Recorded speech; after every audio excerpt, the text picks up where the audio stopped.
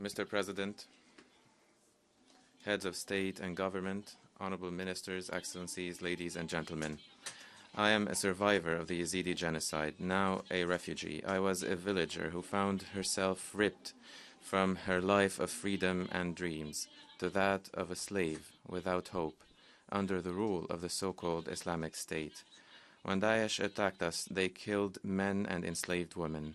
They killed my mother along with 80 older women because they did not want to use them for sexual enslavement.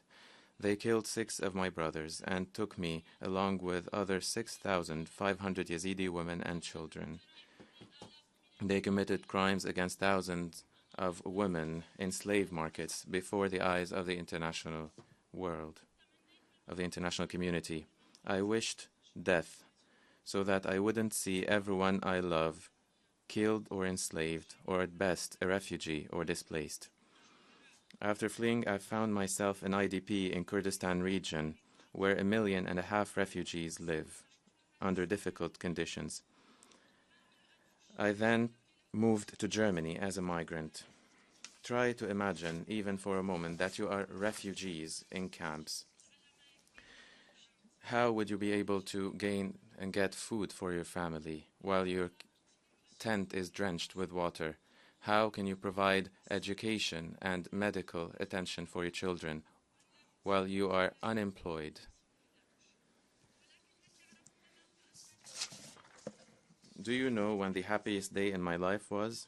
It is not today, speaking to world leaders. It is when I was working my mother's farm, planting vegetables, or when we would go for a picnic to a mountain.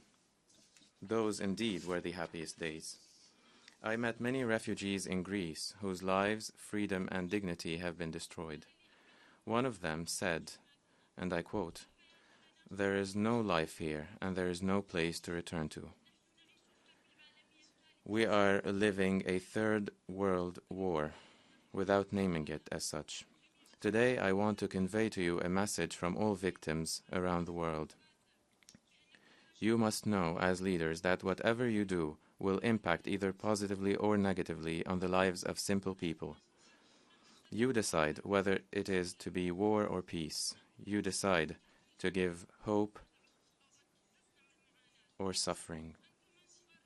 You are the ones to decide whether another girl, just like me, in a different part of the world, will be able to lead a simple life or will be forced to live in suffering and bondage. We must put an end to war. We must bring to justice all those perpetrators of genocide crimes and crimes against humanity.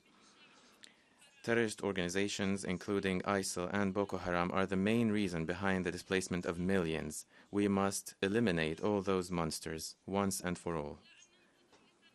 We should not wait for years. In order to restore peace, we should not close our borders to innocent women and children who flee from violence. We must stand with persecuted minorities. The world has only one border. It is called humanity. The differences between us are small compared to our shared humanity. From this stage, I beg you all to put humans first and to carry with you the message of His Excellency Emir Zaid Rad al-Hussein. I beg you all to put humans first, and that all of you will be able to support peace.